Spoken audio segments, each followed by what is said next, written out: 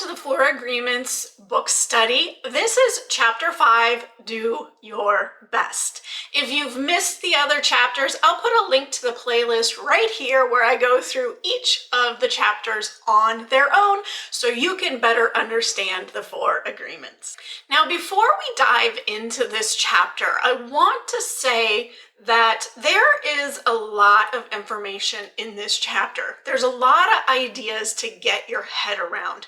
So don't feel like you need to get this all at once. As I've mentioned in previous episodes of this book study, this is a book that might seem simple, but when you're actually applying it on any given day, it is not exactly simple to do.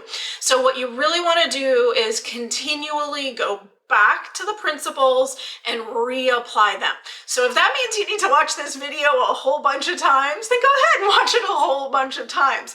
Because I will say, even me who has been studying the Four Agreements for a long time, at least a decade now, I still get caught up. In fact, as I was prepping for this exact video, I realized I was actually not doing so hot at this exact chapter.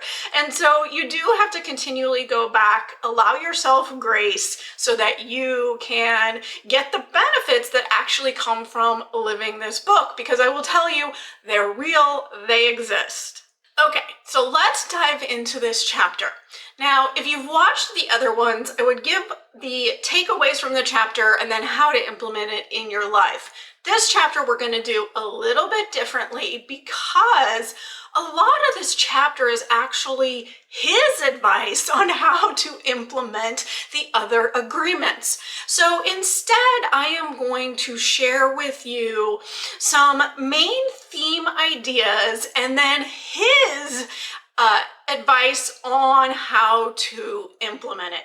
So the very first takeaway, and this is a simple takeaway, but it's a very powerful takeaway, and that is life is about joy. You didn't come here to be miserable. It's about joy. And you can work towards joy by being yourself. And you can do that by applying the Four Agreements. Now, I know I touched very briefly on that it does work, and I can say this is absolutely true. The more that I practice the Four Agreements and eliminate limiting beliefs and stop taking things personal, the happier I become, the more joyous I am. And when bad stuff happens, it's so much easier to move through it, even moving through it with joy. All right, the second takeaway is that doing your best is about taking action with the other agreements. So really, you can look at this chapter as the guidelines on how to take action in your life. So I have 3 takeaways that he really kind of talks about throughout the chapter on how to take action. And the first one is balance. You can't do too much, you can't do too little. Your best is right there in the middle where you're balanced. Now, he gives the example of the meditator who is trying to achieve enlightenment, and if he does it 4 hours a day, he'll have it in 10 years, 8 hours a day, it's in 20 years. And that is very true. And when I said earlier in the video that I realized I was struggling with this one, this is the exact area that I was struggling with. Balance is so critical. I was way overdoing everything because a lot of it was very good things, and I thought I had to give more and more. Now here, this one is actually very tricky in our modern society because we equate doing more and more and more as doing our best. We equate I'm doing my best because I'm giving and giving and giving, and I'm trying and I'm working hard and I'm working 18 hours and I never sleep. That is how we have taken do our best, but that is actually not what do our best is. When we're balanced and we're in that happy medium and we're not doing too much and we're not doing too little, we're actually better. We're better parents, we're better workers, we're better people when we have that balance. So really focus on, if you're depleted or lethargic, stop and figure out how you can bring more balance to your day. And so for me, when I realized, oh, I've been way overdoing, I sat down with my schedule and canceled everything that was a non-essential, allowing myself a couple of weeks to regroup, reassess, and put together a schedule that actually was beneficial. Now, his second piece of advice on taking action and doing your best at it is that action must be for the right reason. And that has to be for your reason. It has to bring you joy. You can't work just to get money. You can't stay in a relationship because your parents want you to. You have to take action that allows you to be happy. Now, I know a lot of people think that this is selfish, but in reality, when we stop and step back and look at it, when we're doing things for everybody else, it puts us into a state of depletion. We no longer have energy because we're depleting our joy. It doesn't exist. And I know from personal experience, when I actually started doing things for me and not everybody else, I actually became so much more joyful that I was actually able to authentically give even more. And when I say authentically give, it didn't have that emotional drag, that emotional attachment to negative. And now when I do give and support to other people from a place of wholeness and wellness, and because I want it, it's better for everybody. So if you find yourself in your life doing everything for everybody but you, that is not enabling you to do your best. What I would recommend is, with this one, if you're really struggling to do things for you, go back to the chapter on don't take things personally and making assumptions. Those two chapters work a lot hand in hand. And a lot of times when we have problems not standing up for ourselves, it is because we are taking something personally. So remember, your action has to be right action, not just action for action's sake or action because somebody else wants you to have that action. Now, the third thing that he talks about with action is that action honors your God, your source. And he talks about how it really doesn't matter what your religion is or your beliefs, but that we all come from source, whatever you decide to call that. And the simple act of doing our best and taking care of things in our lives, taking care of ourselves, taking care of our body, lovingly approaching everything that we do is a sign of showing love and appreciation to God and our higher source. And so this simple act of taking action and doing the best that you can do in the given moment that you are in will allow you to show that appreciation. And I personally think that's a very powerful concept to approach things from, because we are all part of source. We are all from source. And when we do not honor ourselves, we are not honoring God.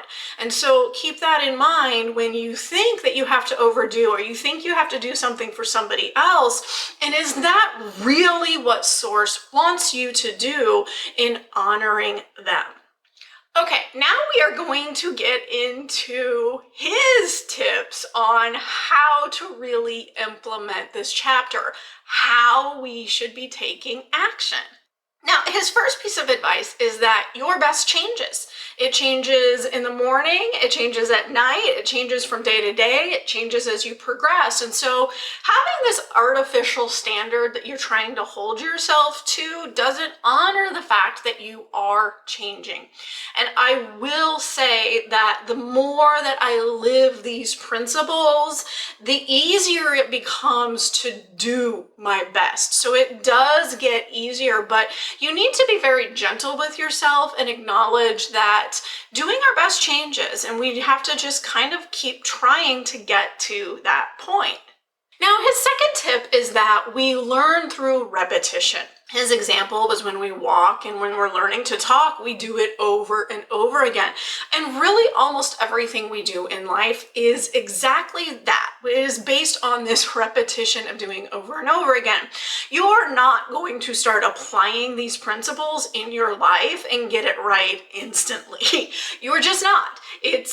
We have so many things ingrained in us that we have to practice it over and over and over. Like I said, I'm just reading this now after studying this book for at least a decade and go, oh, wow, I'm not doing my best. And so I go back and reassess, which actually brings me to the third thing that he talks about for his advice is that, we have to learn from our mistakes. And so if you're taking action without ever stopping to go and reflect on what mistakes were made and how it could be done better, you won't make progress. So like I said, when I realized, oh, I am not doing my best, I am not balanced, I am overdoing, I stopped, I stepped back, I canceled some stuff so I could reassess, so I could take some time to figure out how I got myself into this position, make some tweaks and changes, and then reapply and move forward.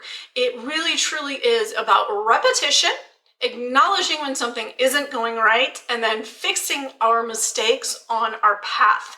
And eventually that process will help us get better and better and better. Now, his next tip is to don't live in the past. You have to stay in the present moment.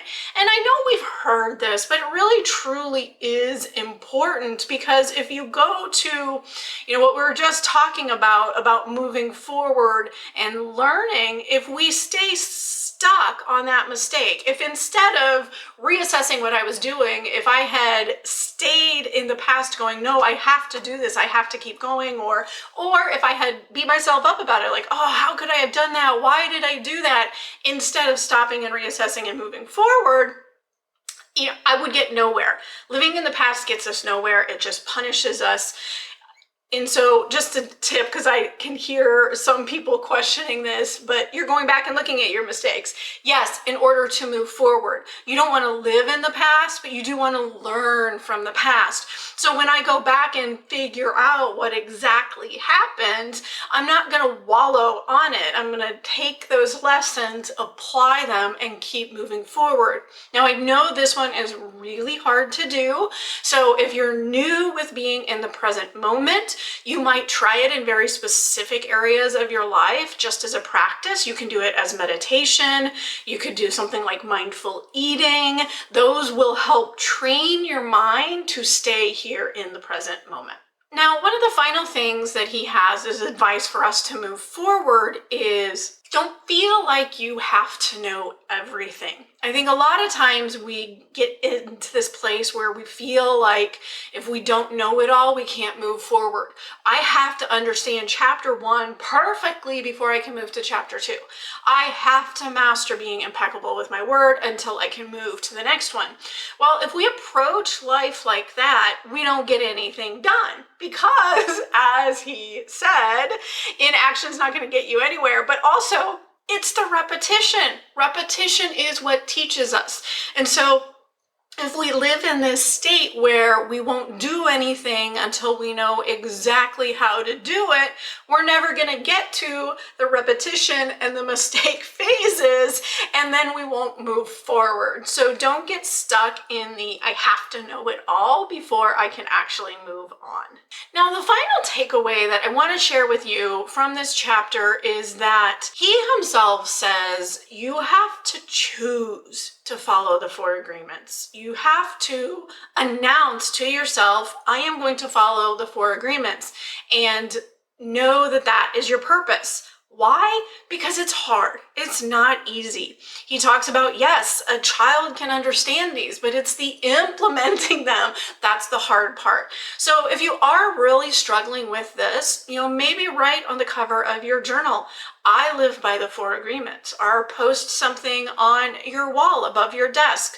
Through different phases of my life, I will pick one of the agreements that I might be working on, and I will make a screensaver for my phone to remind me of that. But truly commit to the process, because there are ups and downs. You might want to give up. And if you've made that commitment and accepted that it might be tough, you will get there faster because you don't quit along the way.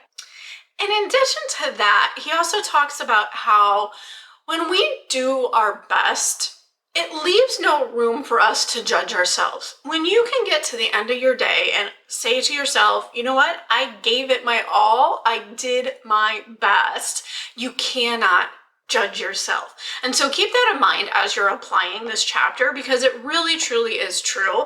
The joy that is out there that you can get from living the book is real. The release of judgment is real. So keep that in mind, that when you get to the end of the day, your goal here is to be able to say, I did my best.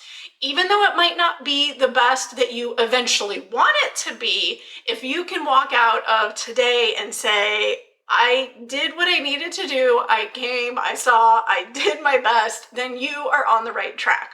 Now, what I actually want to end with right now is a quote from this chapter that I really like, and it is on page 85, and it is, when you don't do your best, you're denying yourself the right to be you.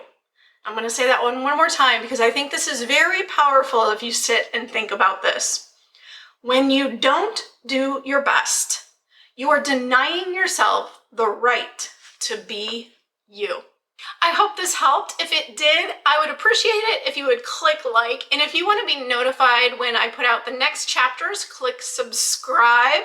And thank you guys so much for joining me today.